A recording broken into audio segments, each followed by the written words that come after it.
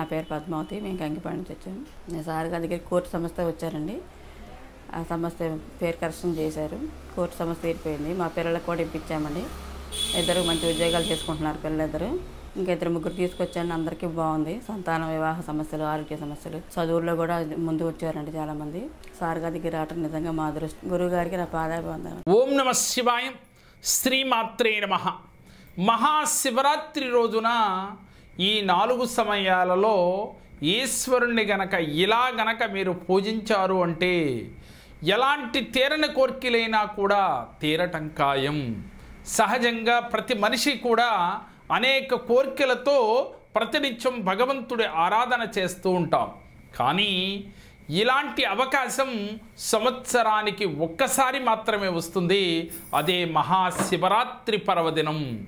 కాబట్టి ఈ మహాశివరాత్రి పర్వదినం రోజున మీరు ఈ 4 కాలాలలో ఈశ్వరుడికి ఇలా అభిషేకం చేసినట్లయితే, 4 కాలములు అంటే తెల్లవారుజామున, మధ్యాహ్నము, ప్రదోషకాలము, లింగోద్భవ సమయములో అంటే రాత్రికి, ఈ 4 సమయాలలో ఈశ్వరుణ్ణి మీరు అభిషేకాలు చెయ్యాలి.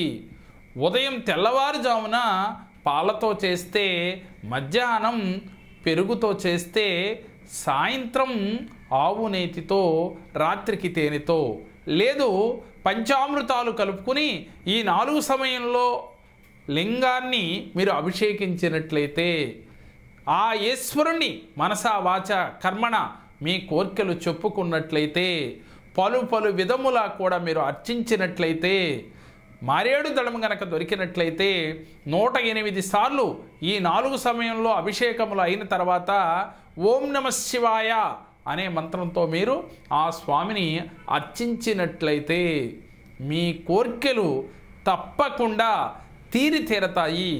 ఎందుకనంటే మహాదేవుడు తీర్చలేనిదంటూ ఏమీ లేదు. అందుకే మన పెద్దలు అంటారు, శివుడు ఆజ్ఞ లేనిదే చేమైనా కుట్టదు కదా అని.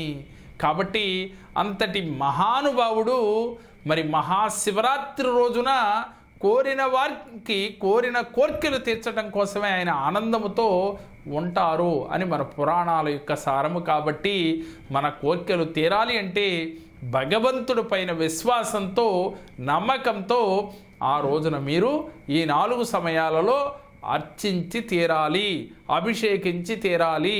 అలాగే మీరు ఆ ఈశ్వరుణ్ణి అభిషేకించాలి అంటే చెరుకు రసంతో కావచ్చు, ద్రాక్ష రసంతో కావచ్చు, గంధము వాటర్తో కావచ్చు, కుంకుమ వాటర్తో కావచ్చు, విభూది జలంతో కావచ్చు, ఇలా పలు విధముల మీకు అవకాశమున్న మేర మీ ఇంట్లో మీ పూజా మందిరంలోనే ఆ లింగాన్ని ఒకటి ఏర్పాటు చేసుకుని ఆ శివలింగానికి మీరు అభిషేక అర్చనలు చేసుకోవచ్చు. అవకాశం ఉన్నవారు ఈ గుడికెళ్ళి చేయవచ్చు. గుళ్ళో కుదరని వారు మీ ఇంట్లోనైనా ఇలా చేస్తూ మారేడు దళాన్ని మాత్రం తప్పకుండా తెచ్చుకుని మీరు ఆ స్వామిని ఆ రోజు అర్చించినట్లయితే, ఎన్ని మారేడు దళాలు మనకి స్వీకరించి ఆ మారేడు దళాలతో అభిషేకించి దాన్ని జాగ్రత్తపరుచుకుని కొంత మీ బీరువాలో, వ్యాపారస్తులు క్యాష్ బాక్స్లో కనుక పెట్టుకున్నట్లయితే మీ ఇంట మీ కోరిన కోరికలతో పాటుగా అష్టైశ్వర్య భోగభాగ్యాలు కలిగి తీరతాయి. ఆ మహాదేవుడి యొక్క కరుణ కటాక్షములు మీకు వెల్లులాగా వచ్చి తీరతాయి అని చెప్పి మన పురాణాల యొక్క సారము. కాబట్టి నమ్మకం ఉన్నవారు ఆచరించి చూడండి. దాని ఫలితం ఎంతటి అద్భుతంగా ఉంటుందో ఆచరించే కదా తెలిసేది.